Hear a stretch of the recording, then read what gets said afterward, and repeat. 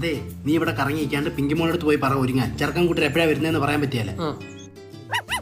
വില അറിയാതെ എങ്ങനെ മേടിക്കുന്നത്? സംസാരിക്കാനേ വന്നത്. കാണാൻ വന്നല്ലേ?